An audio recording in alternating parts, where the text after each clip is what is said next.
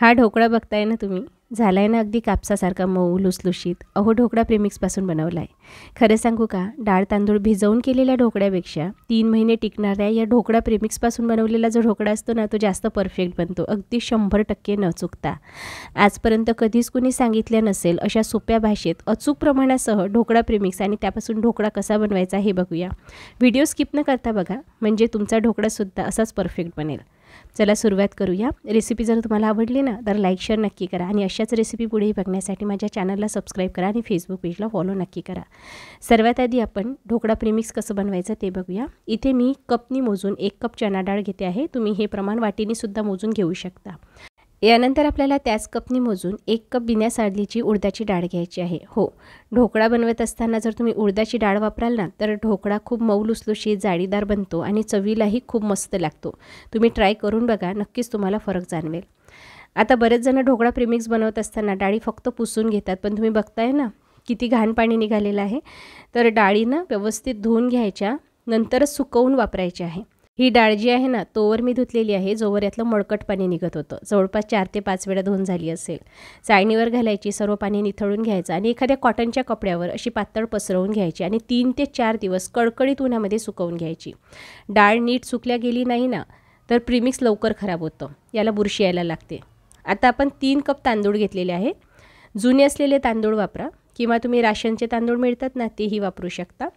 तांदूळसुद्धा आपल्याला असे चोडून नीट धुवायचे आहे. जोवर ट्रान्सपरंट पाणी दिसायला लागत नाही ना तोवर छान स्वच्छ धुवून घ्यायचे.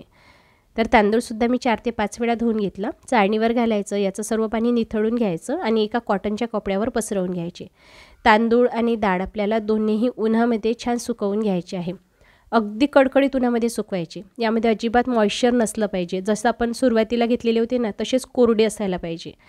जर यामध्ये थोडं जरी मॉइश्चर राहिलं तर प्रीमिक्स आपण जेव्हा बंद डब्यामध्ये ठेवतो ना तेव्हा ते लवकर खराब होतं. डाळ तांदूळ सुकवून झालेले आहे. मी डब्यामध्ये घालून गिरणीवरून दळून आणणार आहे. दळत असताना बारीकच दळायचं आहे, जाडसर दळण्याची गरज नाही. चला आता या प्रीमिक्सपासून मी ढोकळा बनवते आहे. तर इथे मी कपनी हे प्रमाण मोजून घेते आहे. आपण पूर्ण प्रमाण जे घेतलेलं होतं म्हणजे 3 कप तांदूळ आणि 2 कप डाळी होत्या. 5 कप झालेलं होतं ना, तर जेव्हा आपण याचं पीठ मोजलं तेव्हा हे 6 कप भरलेलं होतं. तर मी संपूर्ण पीठच वापरते आहे, कारण मी जेवढं आपल्याला एकवेळी लागते तेवढंच इथे प्रमाण घेतलेलं आहे. यामध्ये मी चवीनुसार मीठ घालते आहे. हे सर्व आता मिसळून घ्यायचं. यामध्ये आता पाणी घालायचं आहे. तर जेवढं पीठ घेतलेलं होतं तेवढंच पाणी मला बॅटर तयार करण्यासाठी लागलेलं होतं. थोडं थोडं करून मी पाणी घालते आहे. एकाच वेळी मी संपूर्ण पाणी घातलेलं नाही, 1-1 कप मोजून घातलेलं होतं. तर जेव्हा मी पाण्याचं प्रमाण मोजलं तेव्हा सारखंच भरलं, म्हणजे जेवढं पीठ होतं तेवढंच मला पाणी लागलेलं आहे. तर बॅटर आपल्याला खूप जास्त पातळ करायचं नाही आहे. पातळ जर बॅटर केलं ना तर फर्मेंट व्यवस्थित होत नाही.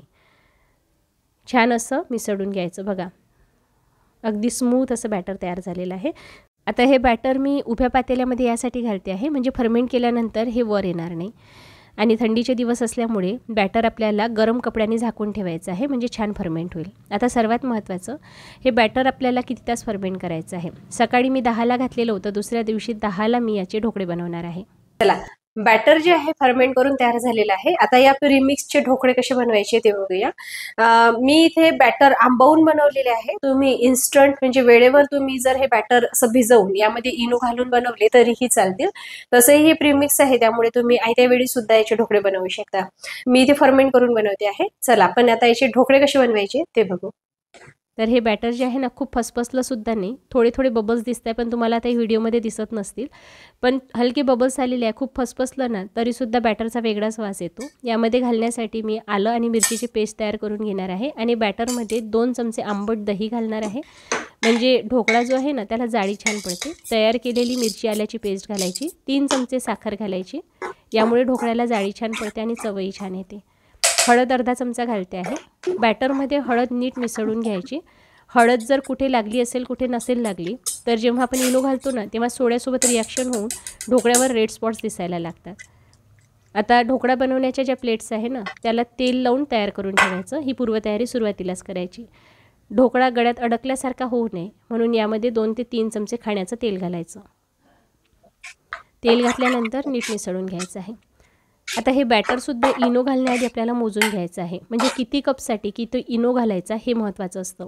इनोचं प्रमाण कमी जास्त झालं तर ढोकळ्याला जाळी नीट पडत नाही आणि ढोकळा मऊसूद होत नाही. तर इथे मी 3 कप बॅटर घेतलेलं आहे.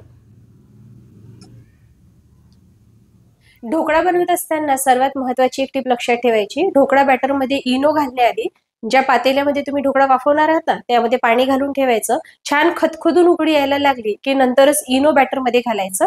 इकडे प्लेटला तेल लावून सुद्धा तयार ठेवायचं ज्यामध्ये तुम्हाला ढोकळा बनवायचा आहे. आणि नंतर इनो घातलं की लगेच 1 ते 2 मिनिटाच्या आतमध्ये तुम्हाला ढोकळा बॅटर जे आहे ते प्लेटमध्ये घालायचं आहे आणि लगेच वाफवायला ठेवायचं आहे. 20 मिनिट हाय फ्लेमवरच ढोकळा वाफवायचा, मीडियम किंवा लो फ्लेमवर वाफवायचा नाही. चला आता या बॅटरमध्ये मी इनो घालते. पाण्याला छान खदखदून उकळी आलेली आहे. आता मी इनो घालते आहे. चला आता जसं मी तुम्हाला सांगितलं 3 कप आपण बॅटर घेतलेलं आहे, त्यासाठी 1 इनोचं सॅचेट हे परफेक्ट प्रमाण आहे. यापेक्षा जास्तही घालायचं नाही, कमीही घालायचं नाही. इनो जर तुम्ही जास्त प्रमाणात घातलं तरीसुद्धा ढोकळ्याला वास येऊ शकतो. कमी जर झालं तर ढोकळा फुलणार नाही, जाळी नीट पडणार नाही. तर हे परफेक्ट मेजरमेंट आहे. मी भरपूर एक्सपेरिमेंट केल्यानंतर मला हे प्रमाण माहिती झालं, ते तुमच्यासोबत शेअर करते आहे. एक एक टिप लक्षपूर्वक बघा, जेणेकरून तुमचा ढोकळासुद्धा असाच परफेक्ट बनेल. अच्छा, इनो घातल्यानंतर मी बॅटरमध्ये 1 मिनिटासाठी इनो छान मिक्स करून घेतला आणि लगेच बॅटर जे आहे ना ते प्लेटमध्ये घातलेलं आहे. इथे जास्त वेळ घालवायचा नाही. तुम्ही जास्त वेळ जर इथे घालवला ना तर ढोकळा फुलणार नाही, कारण इनोचा इफेक्ट फक्त 1 मिनिटासाठी राहतो. पाणी इथे उकळून तयार झालेलं आहे. लगेच आपल्याला ढोकळा वाफवण्यासाठी ठेवायचा आहे. हाय फ्लेमवर 20 मिनिटासाठी ढोकळा वाफवायचा आहे. अधेमध्ये उघडून बघायचं नाही, डायरेक्टली आपल्याला 20 मिनिटानंतरच उघडून बघायचं आहे. चला यासोबत खायला एक मस्त चटणी बनवूया. सर्वात आधी इथे मी किसलेलं सुकं खोबरं, भाजलेले शेंगदाणे, बारीक सेव घेतलेली आहे, 2 हिरव्या मिरच्या, 3 लसूणच्या पाकळ्या, थोडा कढीपत्ता घालायचा, कोथिंबीर घालायची, चवीनुसार मीठ घालायचं आहे, थोडी साखरसुद्धा घालायची आणि 2 ते 3 चमचे दही घालायचं आहे. एकदा हे मिक्सरला मी फिरवून घेते आणि गरज पडल्यास यामध्ये परत पाणी घालायचं आहे. एकदा फिरवून घेतलं, आता परत पाणी घालते आहे. ढोकळ्यासोबत जी चटणी बनवल्या जाते ना ती खूप घट्ट बनवायची नाही, कारण ढोकळा हा कोरडाच असतो. थोडी पातळ चटणी असेल ना तर छान लागते. थोडं मिक्सरच्या भांड्यामध्ये पाणी घातलेलं आहे. एकदा छान मिसळून घ्यायचं. भांडं स्वच्छ करून हे पाणीसुद्धा मी चटणीमध्ये घालते आहे. चला इकडे 20 मिनिट झाल्यानंतर ढोकळा चेक करूया. बघा काय मस्त फुलून वर आलेला आहे आणि शिजलासुद्धा आहे. 20 मिनिट लागतात, त्यापेक्षा जास्त वेळ लागत नाही. चला आता हा ढोकळा जो आहे ना आपल्याला पूर्णपणे गार करायचा आहे. डिमोल्ड करायच्या आधी पूर्णपणे गार करायचा, नाहीतर मग व्यवस्थित कट होणार नाही. आता आपल्याला इकडे चटणीसाठी तडका बनवायचा आहे. तेल गरम झाल्यानंतर मोहरी, जिरे, सुकलेल्या लाल मिरच्या आणि थोडा कढीपत्ता घातलेला आहे आणि हा तडका मी चटणीवर घालते आहे. ही चटणी ढोकळ्याबरोबर खायला खूप मस्त लागते. नक्की ट्राय करून बघा. चला इकडे जो ढोकळा आहे ना तो सुद्धा गार झालेला आहे. चला मी तुम्हाला आता ढोकळा कट करून दाखवते आहे. बरेच जण ढोकळा गरम असतानाच कट करतात, त्यामुळे ढोकळ्याचे जे चंक्स असतात ना ते सुद्धा निघायला लागतात आणि ओबडधोबड असा ढोकळा दिसायला लागतो. असं होऊ नये यासाठी ढोकळा पूर्णपणे गार करायचा, म्हणजे असा क्लीनली कट केला जातो. बघा किती परफेक्टली कट झालेला आहे. एक पीस मी तुम्हाला काढून दाखवते आहे, नंतर यावर आपण तडका घालूया. बघा किती स्पॉन्जी मऊसूद असा ढोकळा झालेला आहे. यावर आता मी तडका तयार करते आणि घालते. तडका तयार करण्यासाठी इथे मी तेल गरम केलेलं आहे. यामध्ये मोहरी घालते आहे. मोहरी तडतडली की यामध्ये बारीक चिरलेल्या हिरव्या मिरच्या आणि कढीपत्ता घालायचा. तुम्हाला आवडत असेल तर हिंगही घालू शकता. आणि हा तडका आपल्याला घालायचा आहे या ढोकळ्यावर. आणि खरं सांगू का, बेसनाच्या ढोकळ्यापेक्षा सुद्धा हा ढोकळा जास्त मऊसूद होतो, कारण यामध्ये आपण जे प्रमाण घेतलेलं आहे ना ते अगदी परफेक्ट आहे. तर या ढोकळ्यावर तुम्हाला पाणी घालण्याची गरज पडत नाही. बरेच जण साखर आणि निंबू सत्वाचं पाणी घालतात, पण हा ढोकळा स्वतःच एवढा मऊसूद होतो आणि ज्युसी होतो ना की या ढोकळ्यावर तुम्हाला पाणी घालण्याची गरज पडणार नाही. बेसनच्या ढोकळ्यापेक्षाही जास्त परफेक्ट हा ढोकळा तयार होतो. तुम्ही एकदा जर का हा ढोकळा माझ्या पद्धतीने ट्राय कराल ना तर खरं सांगते, डाळ तांदूळ भिजवून किंवा बेसनाचा ढोकळा तुम्ही यानंतर कधीच बनवाल नाही. आजपर्यंतचा सर्वात परफेक्ट ढोकळा जर कुठला असेल ना तर हाच ढोकळा आहे. विशेष म्हणजे प्रीमिक्सपासून बनवलेला आहे.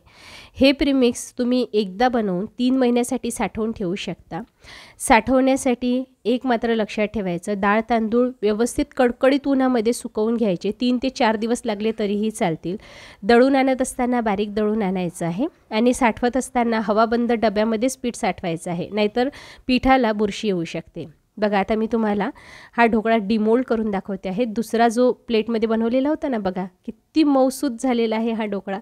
ही ढोकळा प्रीमिक्स रेसिपी तुम्ही खरंच एकदा नक्की ट्राय करून बघा. कशी वाटली मला कमेंट करून नक्की कळवा. जर आवडली असेल तर लाईक शेअर करा आणि अजूनही तुम्हाला कुठल्या प्रीमिक्स रेसिपी बघायची असेल तर मला कमेंट करा. लवकरच भेटूया. तोवर हा व्हिडिओ बघण्यासाठी तुमचे मनपूर्वक आभार. धन्यवाद.